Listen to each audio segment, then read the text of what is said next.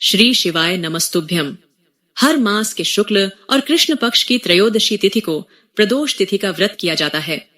प्रदोष व्रत की तिथि जब मंगलवार को आती है तब उसे भौम प्रदोष व्रत के नाम से जाना जाता है। भौम प्रदोष व्रत में कथा सुनना व कहना बहुत पुण्यदायी माना जाता है और इस कथा से पूजा भी पूरी होती है।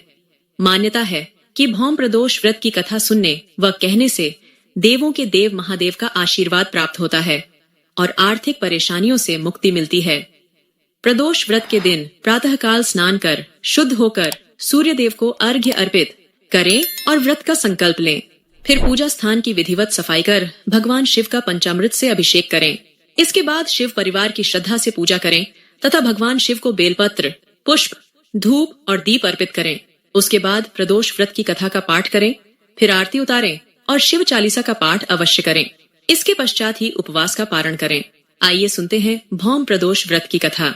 सूत जी बोले, अब मैं मंगल त्रयोदशी प्रदोष व्रत का विधि विधान कहता हूँ। मंगलवार का दिन व्याधियों का नाशक है। इस व्रत में एक समय व्रती को गेहूं और गुड़ का भोजन करना चाहिए। इस व्रत के करने से मनुष्य सभी पापों व रोगों से मुक्त हो जाता है, इसमें किसी प्रकार का संशय नहीं है। अब मैं आपको उस बुढ़िया की कथा सुनाता हूँ जिसने यह व्रत किया वह मोक्ष को प्राप्त हुई।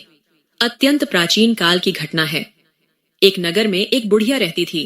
उस बुढ़िया के मंगलिया नाम का एक पुत्र था। वृद्धा को हनुमान जी पर बड़ी श्रद्धा थी। वह प्रत्येक मंगलवार को हनुमान जी का व्रत रखकर यथाविधि उनका भोग लगाती थी। इसके अलावा वह मंगलवार को न तो घर लिपती थी और न ही मिट्टी खोदती थी।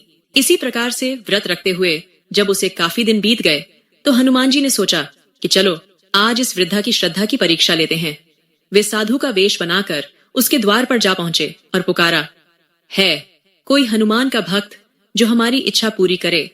वृद्धा ने यह पुकार सुनी तो बाहर आई और बोली, महाराज क्या आज्ञा है। साधु वेशधारी हनुमान जी बोले कि मैं बहुत भूखा हूँ, भोजन करूंगा, तू थोड़ी सी जमीन लीप दे। वृद्धा बड़ी दुविधा में पड़ गई। अंत में हाथ जोड़कर प्रार्थना की, हे महाराज, लीपने और मिट्टी खोदने के अतिरिक्त जो काम आप कहें वह मैं करने को तैयार हूँ।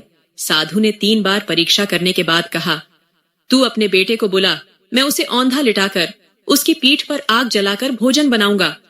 वृद्धा ने सुना तो पैरों तले की धरती खिसक गई, मगर वह वचन हार चुकी थी। उसने मंगलिया को पुकार कर साधु महाराज के हवाले कर दिया, मगर साधु ऐसे ही मानने वाले न थे। उन्होंने वृद्धा के हाथों से ही मंगलिया को औंधा लिटाकर उसकी पीठ पर आग जलवाई। आग जलाकर दुखी मन से वृद्धा अपने घर के अंदर जा घुसी। साधु जब भोजन को बुलाकर कहा कि वह मंगलिया को पुकारे ताकि वह भी आकर भोग लगा ले, वृद्धा आंखों में आंसू भरकर कहने लगी कि अब उसका नाम लेकर मेरे हृदय को और न दुखाओ। लेकिन साधु महाराज न माने। वृद्धा को भोजन के लिए मंगलिया को पुकारना पड़ा। पुकारने की देर थी कि मंगलिया बाहर से हंसता हुआ घर में दौड़ा आया। मंगलिया को जीता जागता देखकर वृद्धा को सुखद आश्चर्य हुआ। वह साधु महाराज के चरणों में गिर पड़ी। साधु महाराज ने उसे अपने असली रूप में दर्शन दिए। हनुमान जी को अपने आंगन में देखकर वृद्धा को लगा कि जीवन सफल हो गया। तो दोस्तों, यह कथा आपको कैसी लगी हमें जरूर बताएं। वीडियो को लाइक करें, चैनल को सब्सक्राइब करें